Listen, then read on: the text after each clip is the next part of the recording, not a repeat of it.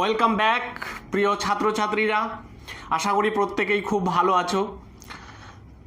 বিশেষ উদ্দেশ্য নিয়ে আজকে তোমাদের নতুন টপিক আলোচনা করব। নতুন অর্থাৎ আগেও আমি আলোচনা করেছি রিসার্চ অ্যাপটিটিউড। তোমরা অনেকেই ডিমান্ড করছো যে রিসার্চ অ্যাপটিটিউড স্যার বুঝতে পারছি না, কেমনভাবে পড়বো, কিভাবে এখান থেকে প্রশ্নের উত্তর করব। তো আগের মতোই টিচিং অ্যাপটিটিউড, তারপরে কমিউনিকেশনের পোর্শন থেকে যেভাবে আমি পরপর বলেছি যে ইম্পর্টেন্ট এরিয়াগুলো আমরা কোন কোন এরিয়া থেকে প্রশ্ন পাবো, ঠিক একই রকমভাবে আলোচনা করব আজকে রিসার্চ অ্যাপটিটিউড। প্রথমে একটা বিষয় বলি, অনেক শিক্ষার্থী মনে করছো যে বারবার এক্সাম দিচ্ছি, পাস করতে পারছি না, প্রবলেম হচ্ছে। দেখো, ব্যর্থতাই হচ্ছে সফলতার চাবিকাঠি। প্রত্যেক মনীষীর জীবনী যদি আমরা অধ্যয়ন করি, প্রত্যেক মনীষীর জীবনী অধ্যয়ন করলে দেখব যে সফলতার পিছনে একাধিকবার ব্যর্থতা রয়েছে। আব্রাহাম লিঙ্কন থেকে শুরু করে যদি আমরা দেখি টমাস আলভা এডিসন, আইনস্টাইন, প্রত্যেকটা মহান ব্যক্তি তার ব্যক্তিগত জীবনে বারবার চেষ্টা করেছেন এবং শেষ পর্যন্ত তারা সফলতার শীর্ষে অবস্থান করেছেন। তো আমাদের অবশ্যই স্মার্টলি ট্রাই করতে হবে, চেষ্টা করতে হবে এবং ধৈর্য হারা হলে চলবে না। অবশ্যই আমরা সফলতা পাবো এবং সেই জন্য আমাদের সেই সময়টার অপেক্ষায় থাকতে হবে। আশা করি তোমরা প্রত্যেকেই পাস করতে পারবে। এবং একটি বিষয় মনে রেখো যে আমাদের ইন্ট্রিনসিক মোটিভেশন অর্থাৎ অন্তর্নিহিত যে তাড়না, সেই তাড়নার ক্ষমতা যদি বেশি থাকে তাহলে আমরা সফলতায় পৌঁছাবো। বাট কোথাও যদি আমরা ডাইভার্ট হয়ে যাই, ধৈর্য হারা হয়ে যাই, অন্তর্নিহিত যে তাড়না, মোটিভেশন লেভেলটা যদি লো হয়ে যায়, তাহলে কিন্তু আমরা ব্যর্থ হব, সন্দেহের কোনো অবকাশ নেই। তো প্রত্যেক শিক্ষার্থীকে বলবো, তোমরা যেভাবে প্রিপারেশান নিচ্ছ, প্রিপারেশনের গতিটাকে একটু বাড়াও, অবশ্যই তোমাদের সফলতা হবে। এবং আমি নিশ্চিতের সঙ্গে তোমাদের বলছি যে অবশ্যই তোমরা সাকসেস পাবে। তো চলো আজকে আলোচনা করি আমরা রিসার্চ অ্যাপটিটিউড। রিসার্চ অ্যাপটিটিউডের আজকে আমি আলোচনা করব মোস্ট ইম্পর্টেন্ট এরিয়া। অর্থাৎ আমরা রিসার্চ অ্যাপটিটিউডের যে সিলেবাস, সেই সিলেবাস যদি দেখি তাহলে সিলেবাসটা হচ্ছে হিউজ সিলেবাস। আমরা টিচিং অ্যাপটিটিউড, তারপরে কমিউনিকেশন পোর্শন আগে আলোচনা করেছি। সেই পোর্শন আলোচনা করতে গিয়ে আমরা দেখেছি যে তার যে সিলেবাস, সেই সিলেবাস কিন্তু ছোট ছিল। কিন্তু যখনই আমরা রিসার্চ অ্যাপটিটিউড পড়ব তখন দেখব যে সিলেবাসটা অনেক বড়। সেক্ষেত্রে আমাদের একটা বড় ধরনের সমস্যা হয়। আজকে আমি তোমাদের এমন কতগুলো এরিয়া উল্লেখ করব যেগুলো থেকে প্রত্যেকবার প্রশ্ন থাকে। সুতরাং এই বিষয়টা খুবই ইম্পর্টেন্ট, খুবই কিন্তু গুরুত্বপূর্ণ। তো চলো আমরা পরপর করে ইম্পর্টেন্ট এরিয়াগুলো আলোচনা করি। Number 1,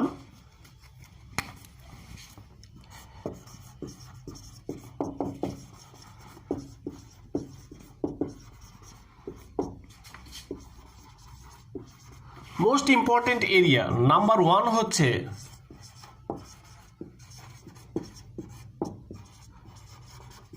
concept and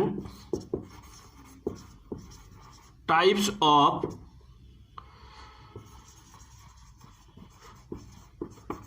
research।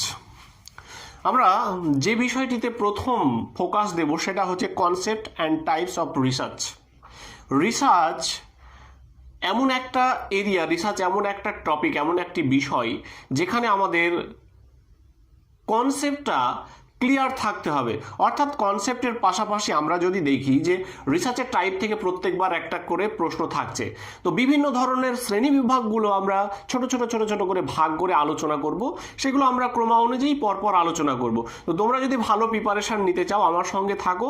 আশা করি আমি তোমাদের ভালো প্রস্তুতি নেওয়ার ক্ষেত্রে খুব সহযোগিতা করব। নেক্সট যেটি ইম্পর্টেন্ট এরিয়া সেটি হচ্ছে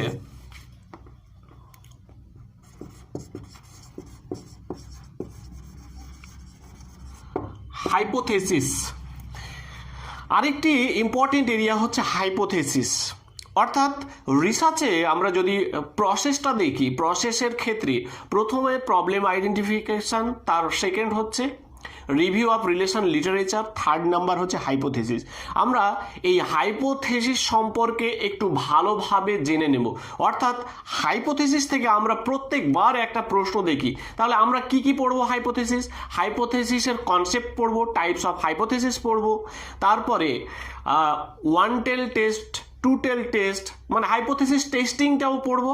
এর সঙ্গে আরেকটা রিলেটেড বিষয় থাকে type 1 error, type 2 error.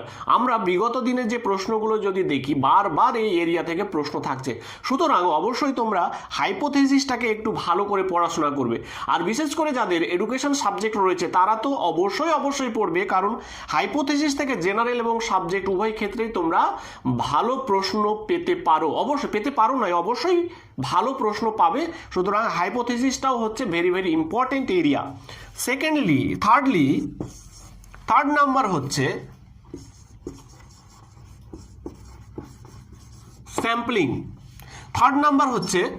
Sampling. Hypothesis গেল, তারপর হচ্ছে স্যাম্পলিং। এই যে স্যাম্পলিং থেকেও আমরা প্রত্যেকটা প্রশ্ন পাই। স্যাম্পলিং এর শ্রেণী বিভাগী। আরেকটি বিষয় তোমাদের বলি যে আমি এর আগে বেশ কতগুলো কিন্তু রিসার্চ অ্যাপটিটিউডের ভিডিও আপলোড করেছি। সেই ভিডিওগুলো যদি পরপর করে দেখো, ফার্স্ট একটা ভিডিও আমি আপলোড করেছি, সেটি হচ্ছে বেসিক টার্মিনোলজি অফ রিসার্চ। সেখানে কিন্তু আমি অনেকগুলো টার্মকে আমি আলোচনা করেছি। সেই ভিডিওগুলো অবশ্যই দেখবে, তারপর পরপর এই ভিডিওগুলো দেখবে, তাহলে তোমাদের প্রস্তুতি নেওয়ার ক্ষেত্রে খুবই সুবিধা হবে। যে বিষয়টি আমি পরে লিখলাম সেটি হচ্ছে স্যাম্পলিং এর সঙ্গে রিলেটেড কতগুলো ইম্পর্টেন্ট টপিক হচ্ছে population, sampling frame, sampling unit. তারপরে এই যে বিষয়গুলো রয়েছে এগুলো অবশ্যই আমরা পড়ব। এর সঙ্গে আরও কি বিষয় রয়েছে সেটি হচ্ছে যে স্যাম্পলিং এর টাইপস, প্রবাবিলিটি স্যাম্পলিং, নন প্রবাবিলিটি স্যাম্পলিং। এবার প্রবাবিলিটি স্যাম্পলিং এর আমরা শ্রেণী বিভাগগুলো আমরা পড়ব, আর নন প্রবাবিলিটি স্যাম্পলিং এর আমরা শ্রেণী বিভাগগুলো পড়ব। এই যে টাইপস থেকেও আমরা প্রত্যেকবার কিন্তু প্রশ্ন পাই। সো স্যাম্পলিংও হচ্ছে another important area of research aptitude. Fourth number সেটি হচ্ছে রিসার্চ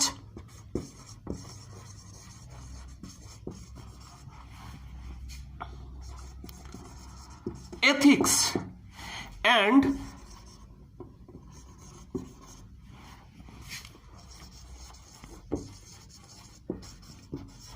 referencing style। পরের যে বিষয়টি সেটি হচ্ছে research ethics and referencing style. 100% common এখান থেকে আমরা প্রত্যেকবার প্রশ্ন কিন্তু পাই যে আমাদের রিসার্চের কি কি এথিক্স রয়েছে। প্রত্যেকটা জিনিসেরই কিন্তু নিজস্ব একটা আলাদা এথিক্স রয়েছে, ঠিক রিসার্চেরও কিন্তু এথিক্স রয়েছে। সেই এথিক্সগুলো কি, এবং সবচাইতে বেশি রিসার্চের এথিক্সটা কোন জায়গায় লঙ্ঘন হয়, অর্থাৎ বায়াসনেস কোথায় আসে, সেটাকেও আমাদের বেশি গুরুত্ব দিতে হবে। লাস্ট নাম্বার সেটা হচ্ছে রেফারেন্সিং স্টাইল। আমরা জানি এপিএ ফরম্যাট আছে, এমএলএ ফরম্যাট আছে। এই যে স্টাইলগুলো রয়েছে, যে কোনো বই থেকে যখন আমরা কিছু লিখছি, রিসার্চ করছি, তখন বইয়ের রেফারেন্সটা কেমন হবে, জার্নালের রেফারেন্সটা কেমন হবে, এই যে বিভিন্ন এরিয়া, বিভিন্ন জায়গার যে রেফারেন্সিং স্টাইল রয়েছে, সেই রেফারেন্সিং স্টাইলের একটা যে ফরম্যাট আছে, এই ফরম্যাটটা সম্পর্কে আমাদের প্রাথমিকভাবে ধারণা লাভ করতে হবে। তো আমার প্রিয় ছাত্রছাত্রীরা, এই বেসিক কতগুলো ইম্পর্টেন্ট এরিয়া হচ্ছে রিসার্চ অ্যাপটিটিউডের।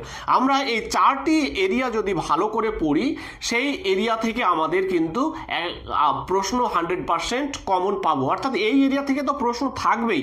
আরেকটি বিষয়কে আমরা যদি গুরুত্ব দিই সেটি হচ্ছে আইসিটি রিসেট, এটা ইনক্লুডেড এরিয়া। এটা হচ্ছে আইসিটির অ্যাপ্লিকেশন ইন রিসার্চ। এখান থেকেও নতুন ট্রেন্ডে প্রশ্ন আসার সম্ভাবনা রয়েছে। তো চলো আবার আমরা প্রথম থেকে ইম্পর্টেন্ট বিষয়গুলিকে একবার পড়ে নিই। ফার্স্ট হচ্ছে concept and types of research, second হচ্ছে হাইপোথেসিস, থার্ড হচ্ছে স্যাম্পলিং, ফোর্থ হচ্ছে research ethics and referencing style format, last number হচ্ছে আইসিটি অ্যাপ্লিকেশন ইন রিসার্চ। তো প্রিয় ছাত্রছাত্রীরা, আজকের আলোচনা পর্ব এখানেই। যদি তোমাদের এই ভিডিও থেকে বা এই আলোচনা থেকে কোনো সহযোগিতা হয় বা তোমরা যদি কোনো উপকৃত হও, অবশ্যই ভিডিওটি লাইক করবে, শেয়ার করবে এবং সাবস্ক্রাইব করতে কিন্তু ভুলবে না।